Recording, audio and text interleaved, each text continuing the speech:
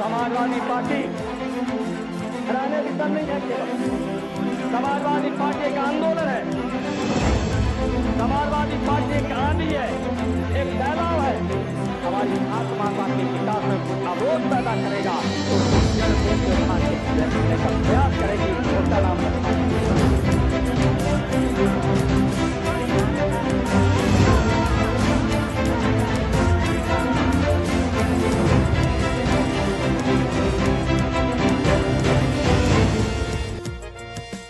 जनता की शक्ति के सामने सरकार की शक्ति का कुछ असर नहीं है।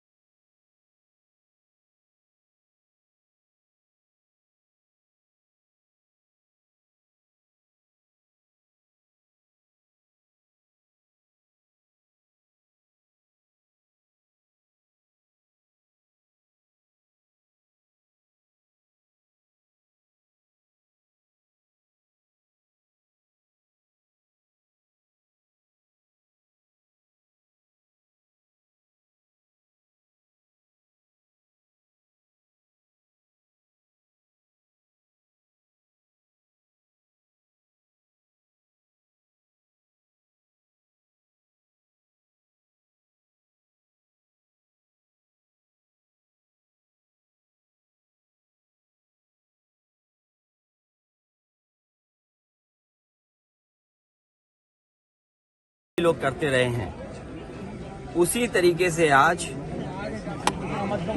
जयप्रकाश जी को संपूर्ण क्रांति के नायक के जन नायक नेता के लिए हर वर्ष हम लोग आज की तारीख में आते थे। और ये कोई पहली बार नहीं है कि इस जेपी समाजवाद म्यूजियम में हम लोग माल्यार्पण करने पहली बार आ रहे हों, लेकिन पता नहीं सरकार टीन की शेड लगा करके, टीनें लगा करके, दरवाजा बंद कर करके, ताला लगा करके पता नहीं क्या बताना चाहती थी। ये वही जेपी हैं जिन्होंने संपूर्ण क्रांति का नारा दिया था, और वो इसलिए दिया था कि उन परिस्थितियों में उस समय पर चरम सीमा पर महंगाई थी, चरम सीमा पर बेरोजगारी थी, चरम सीमा पर भ्रष्टाचार था, और न जाने कितना उनके साथ देश के समाजवादी नेताओं को जेल जाना पड़ा, इमरजेंसी लगी। और जिस समय वो पीजीआई अस्पताल में थे, उस समय जो उन्होंने जेल डायरी लिखी, उसमें लिखा कि मैं कैसे सोच सकता हूं एक लोकतांत्रिक देश में इमरजेंसी लग जाएगी।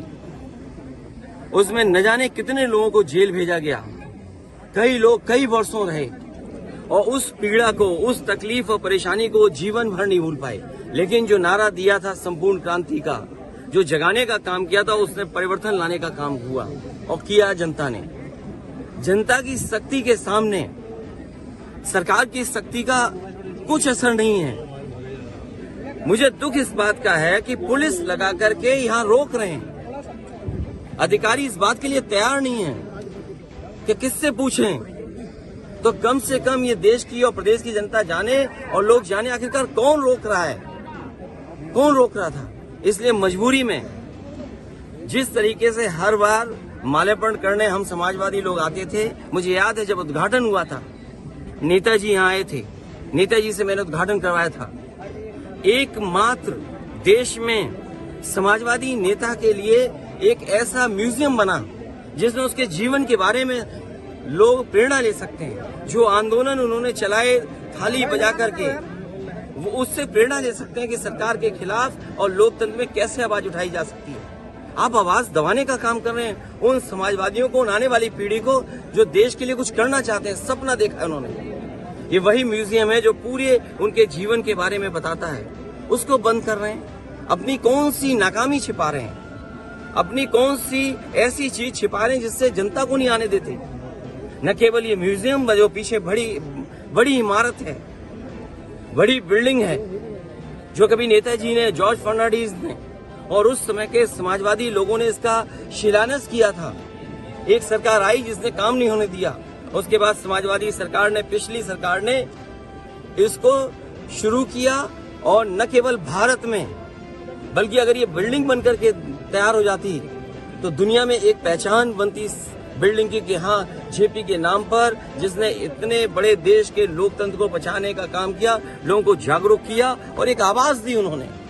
और मुझे लगता है कि देश की जनता को एक बार फिर इस सरकार की ताकत के खिलाफ लड़ना होगा और बिना जनता की शक्ति के लोकतंत्र, समाजवाद और सेक्युलरिज्म बचने वाला नहीं।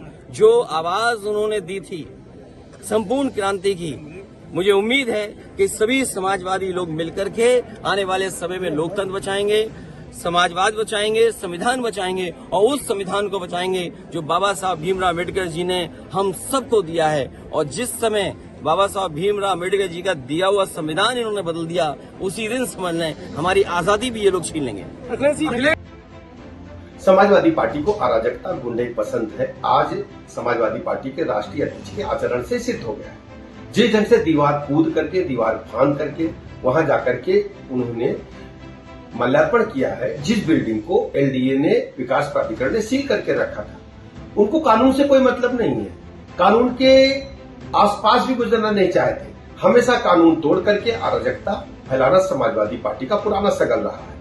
अगर इसी ढंग से अच्छा कूदना समाजवादी पार्टी के राष्ट्रीय अध्यक्ष महोदय जानते हैं तो उनको एशियन गेम्स में जाकर के भारत के लिए कुछ और मेडल लाने पर काम करना चाहिए।